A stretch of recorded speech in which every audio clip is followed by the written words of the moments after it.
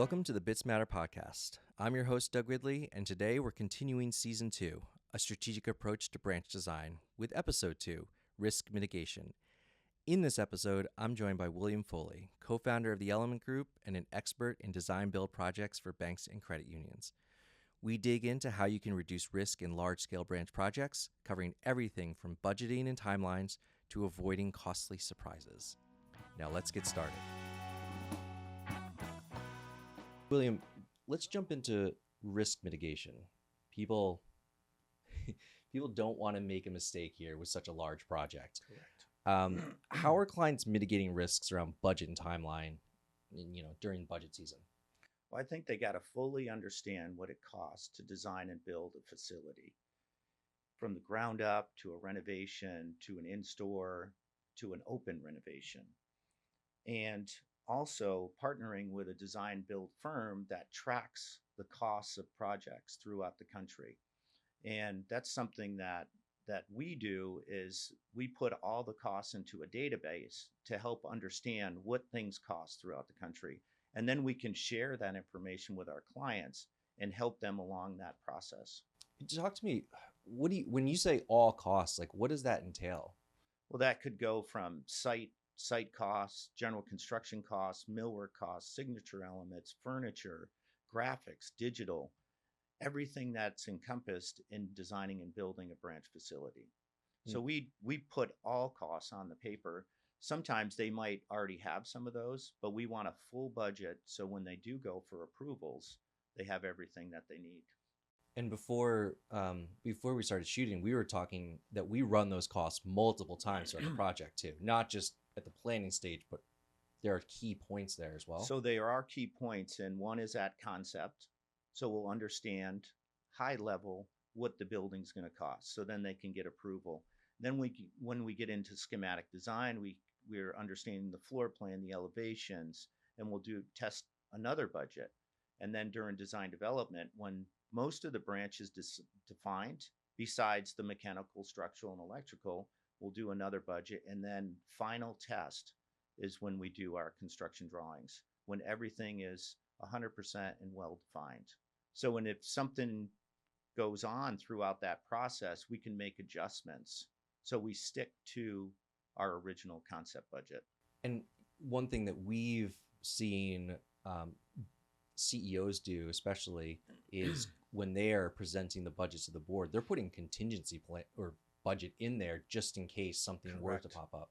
And a lot of our clients will put 5 or 10 or even 20% on that cost so they don't have to go back to the board, because that could delay the project. Yeah. Because the boards only meet once a month, so then they'd have to wait for board approval. Nobody wants to go back and ask for more exactly, money. Exactly. One thing that you mentioned that we've learned over the years is how important it is to have a single point of contact and someone who's like there and has the ability to approve and move things forward. Correct.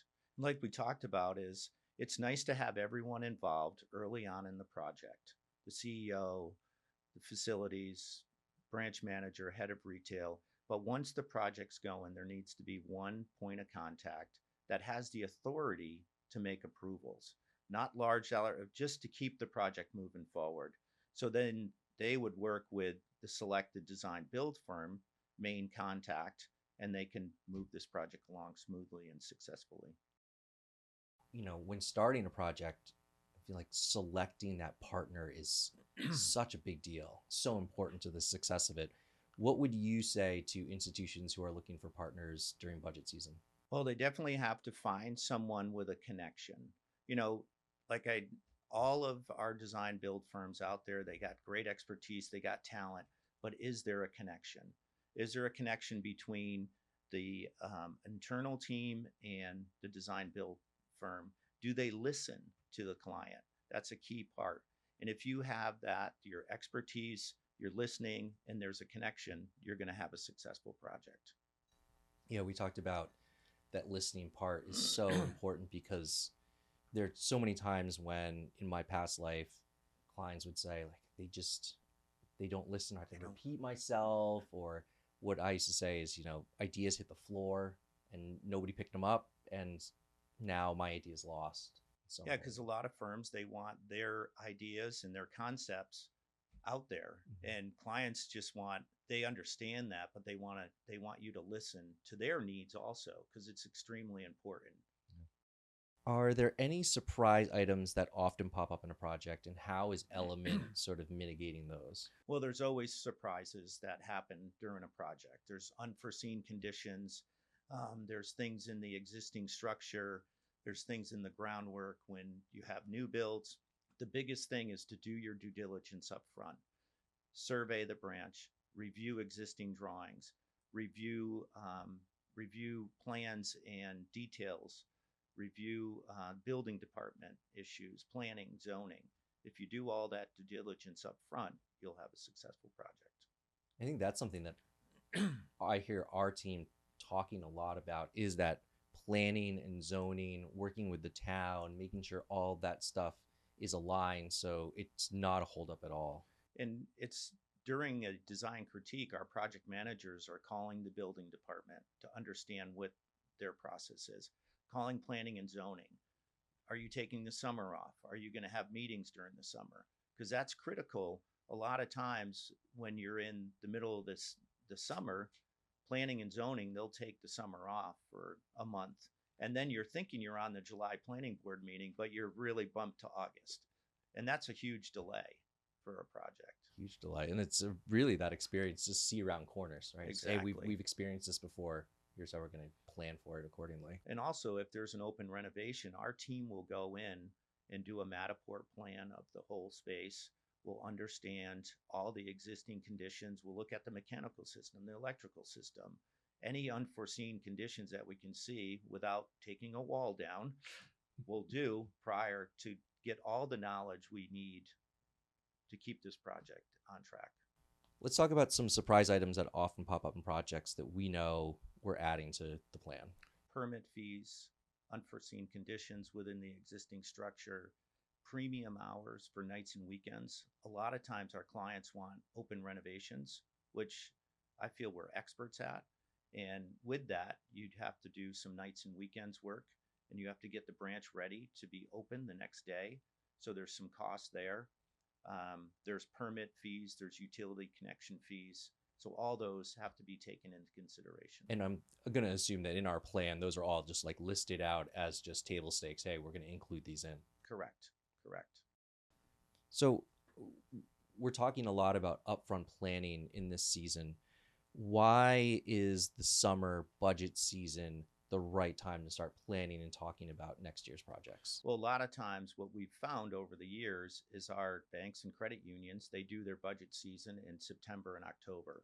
So this is a time where they can gather all the information and work with a reputable design build firm to help them understand what it costs today to build a financial institution and help them along the way. When you say what it costs today, is that because, and I'm going to assume that costs have just gone up. So if you haven't built a branch or renovated a branch in the past 3 to 5 years, you might have a little sticker shock there. It's hard to believe in the past 5 years, probably things have doubled from 5 years ago to today.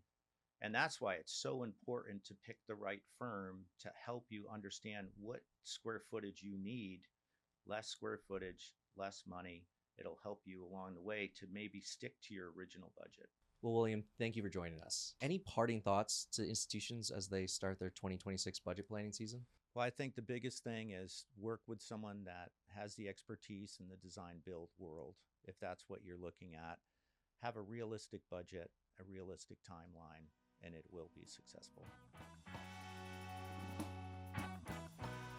And that's a wrap on this week's episode. A big thanks to William Foley for joining us and sharing ways to mitigate risk during your next project. If you're planning for budget season and unsure where to begin, keep in mind that upfront planning isn't solely about drawings and numbers. It's about early due diligence, ongoing budget checks, and choosing a design build partner who truly listens. A big thank you to our producer Bryn Baldessaro with music by the George Brown Band. Be sure to subscribe and stay tuned for our next episode, where we'll dive into the hidden costs you should watch out for during the planning phase. Thanks for listening, and we'll see you next time.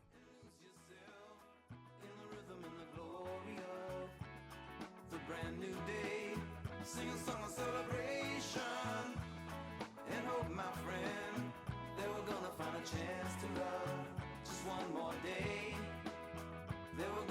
chance to love just one more day.